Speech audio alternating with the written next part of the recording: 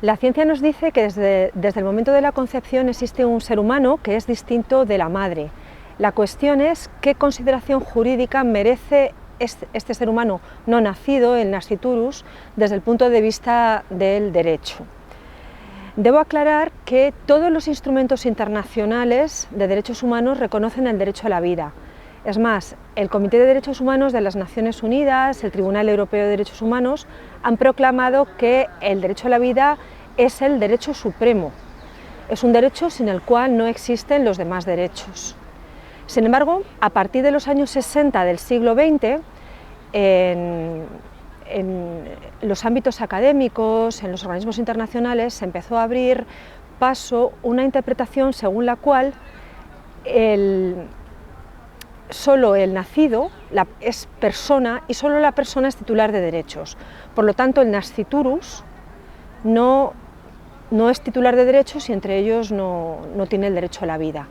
Sin embargo, en este momento se abogaba por una ponderación de derechos, es decir, se debía ponderar de un lado los derechos o intereses del no nacido y de otro lado los derechos de la mujer embarazada, en particular su derecho a la vida, a la integridad física y psíquica y su derecho a la vida privada.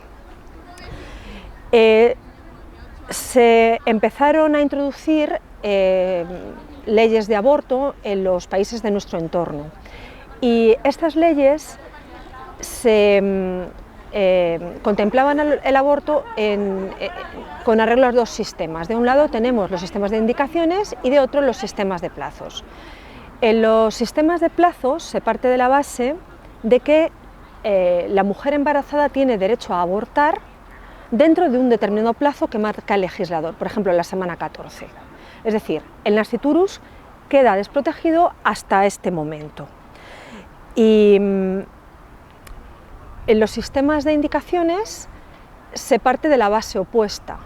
El nasciturus merece protección, pero por esta ponderación de derechos es posible realizar un aborto si concurren determinados supuestos, por ejemplo, malformaciones del feto o si el aborto es producto de una violación. En España, la Constitución española de 1978 proclama en su artículo 15 que todos tienen derecho a la vida. La cuestión es si este todos comprende también al no nacido. Es algo que quedó indeterminado en el texto de la Constitución y que después el legislador ha ido delimitando. En aquel momento, en el momento en el que se adopta la Constitución, el aborto está prohibido. El aborto está prohibido y está penalizado. En 1985 se adopta la primera ley en la cual se despenaliza el aborto durante el primer gobierno de Felipe González. Es la Ley Orgánica 9/1985. Es una ley de indicaciones. Se despenaliza el aborto en tres supuestos.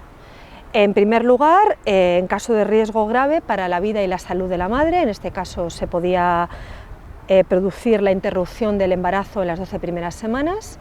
En el segundo caso era violación y aquí no había límite para la práctica del aborto.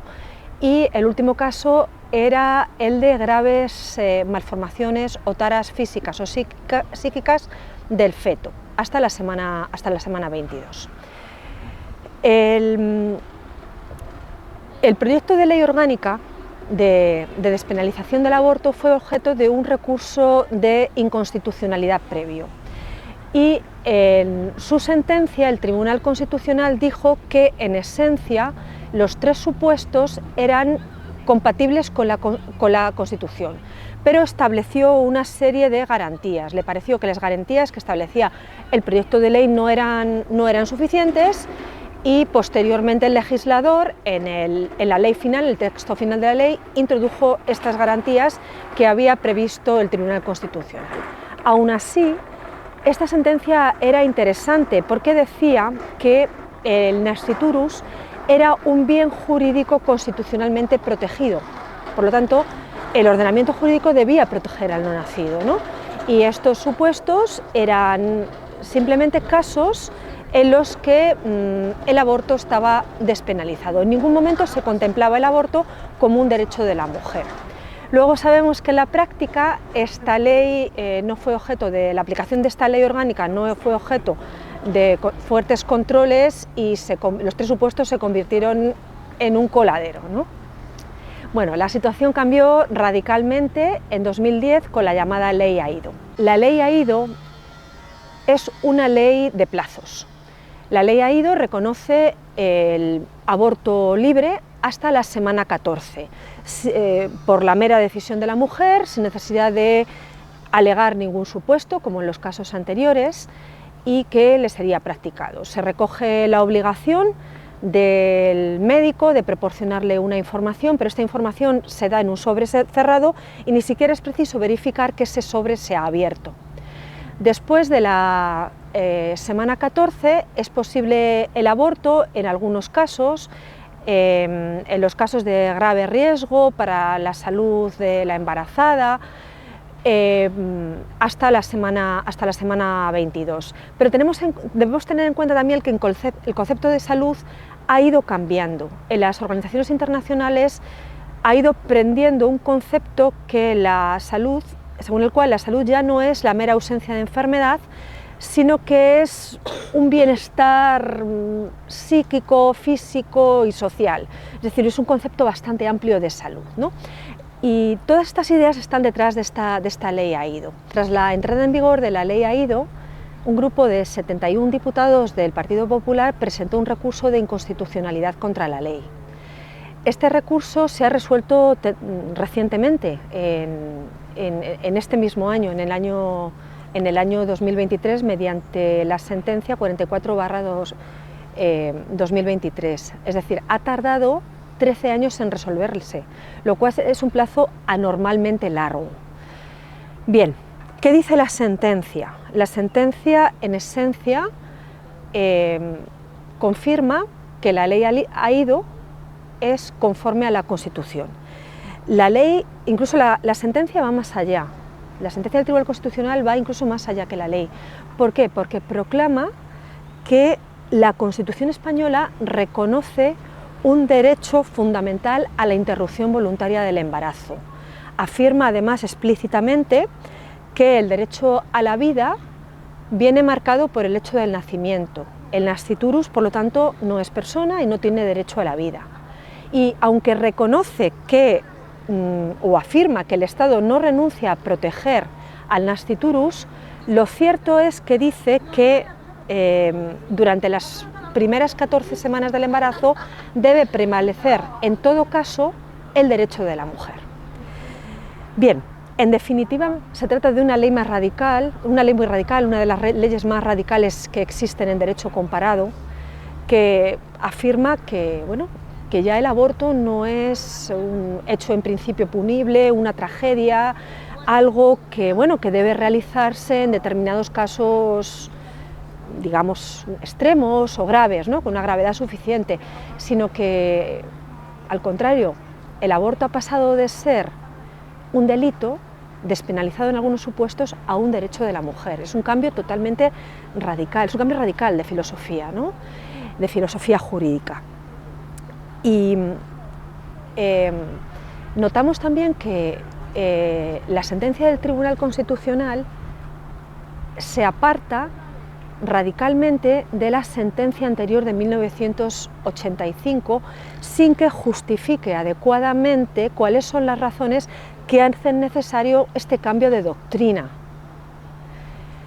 Además, el Tribunal Constitucional, yo entiendo que va más allá de sus funciones de garante de la Constitución. O sea, fijémonos que esto es un recurso de inconstitucionalidad en el cual el Tribunal Constitucional debe hacer un control de constitucionalidad. Pero el Tribunal Constitucional ha ido más allá y ha proclamado un derecho, el derecho a la interrupción voluntaria del embarazo, que no recoge la Constitución. Creo que las personas que defendemos la vida estamos en un momento importante. En algunos sectores, por ejemplo, en las reuniones de Naciones Unidas se habla mucho del derecho consolidado al aborto, pero esto no es cierto y los propios promotores del derecho al aborto lo saben. No hay ningún tratado internacional que reconozca el derecho al aborto. El aborto se está proclamando en instrumentos de soft law, de derecho, de lo que se llama en derecho internacional se llama derecho blando. Son instrumentos que no son vinculantes, que tienen un valor político únicamente, ¿no? No se ha conseguido recoger este supuesto derecho al aborto en ningún instrumento vinculante. Luego, hay otro dato también que es fundamental, y es que es la sentencia Dobbs de Estados Unidos. En la sentencia Dobbs se ha revertido la sentencia Roe contra Wade de 1973. Sabéis que esta sentencia fue clave para empezar a reconocer o a permitir el aborto en los ordenamientos jurídicos, sobre todo de los países occidentales inicialmente, ¿no? Bueno, pues el Tribunal Supremo de los Estados Unidos ha revertido esta sentencia, ha dicho que no existe un derecho al aborto y que esto es una cuestión que tiene que ser regulada por los diferentes estados de los Estados Unidos. Yo creo que ha sido un empuje muy importante para todas las personas que defendemos la causa de la vida. Si esto ha sucedido en Estados Unidos, ¿por qué no puede suceder en Europa, en la Unión Europea? En fin, tenemos mucho camino por delante, mucho que hacer sin duda, pero yo creo que la causa merece la pena.